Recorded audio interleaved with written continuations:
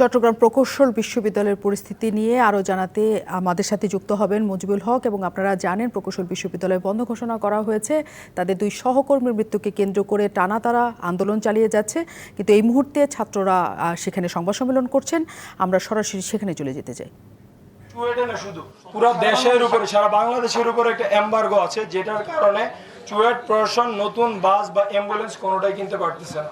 So প্রথমে আমি ambulance কথার মধ্যে আসি।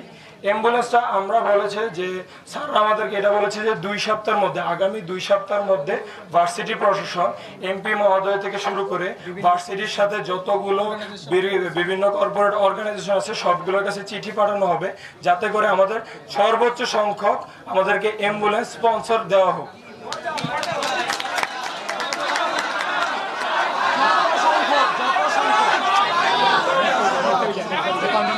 আর চুয়েটের বাসের শিডিউল ব্যাপারে আমরা আগামী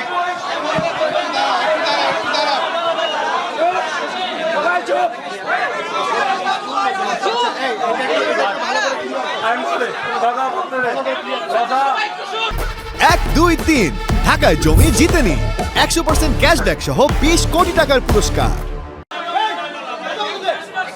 কথা বলতে এইটা হলো স্পন্সরের হিসাব, এইটা আলাদা হিসাব। ভার্সিটি থেকে 30 জন যে নতুন অর্থ বছর আছে, এই অর্থ বছরের নতুন অ্যাম্বুলেন্স কেনার জন্য স্যাররা আশ্বাস দিছে।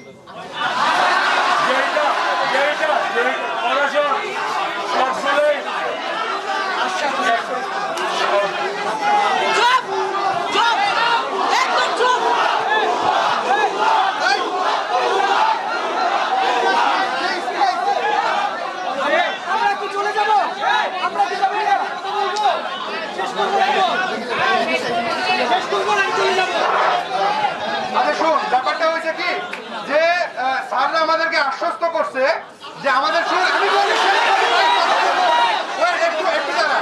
অ্যাম্বুলেন্স এবং বাস কেনার জন্য টাকা স্যাররা রেডি করে রাখছে, জাস্ট খালি সরকারের পারমিশনের অপেক্ষায় আছে। সারা বাংলাদেশের সকল বিশ্ববিদ্যালয়ে সকল যানবাহন কেনা এই মুহূর্তে বন্ধ থাকার কারণে তারা কিনতে পারতেছে না। তো তারা এটা আমাদেরকে ইনশিওর করছে যে আগামী 2 সপ্তাহের মধ্যে তারা বিভিন্ন বড় বড় কোম্পানির কাছে চিঠি পাঠাবে যে ওই কোম্পানিগুলো যেন আমাদেরকে এমার্জেন্সি অ্যাম্বুলেন্সে সাহায্য করে, যতদিন না পর্যন্ত তারা নিজেদের অ্যাম্বুলেন্স কিনতে পারতেছে। সুতরাং তারা কিন্তু এটা ইনশিওর করতেছে আমরা অ্যাম্বুলেন্স পাচ্ছি। বুঝতে পারছো? এখন